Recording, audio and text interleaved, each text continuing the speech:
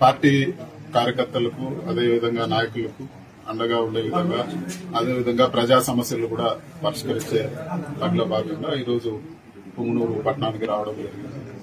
అదేవిధంగా ఈరోజు అందరినీ కూడా కలుసుకొని ఏ సమస్యలు ఉన్నా కూడా వాటి అన్నింటినీ కూడా ఒక ఎంపీగా పరిష్కరించే విధంగా కూడా కృషి చేస్తానని చెప్పి కూడా తెలియజేస్తాను. రాష్ట్రంలో మనం వినుకొండలో చూసాము, ఇది వరకు కూడా చూసాము. వినుకొండలో పట్టపగులే 2 చేతులు నరికేసి మెడ నరికేసి ఒక వైఎస్ఆర్సీపీ నాయకుడిని ఏ విధంగా చంపారో ఈ రోజు అందరూ కూడా చూసాను. చాలా దారుణమైన విషయం.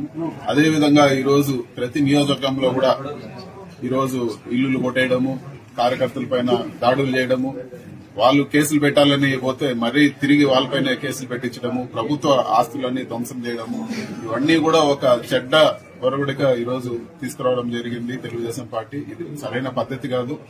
ఎప్పుడు కూడా ఎవరు కూడా శాశ్వతంగా అధికారంలో ఉండే పరిస్థితి ఉండదు.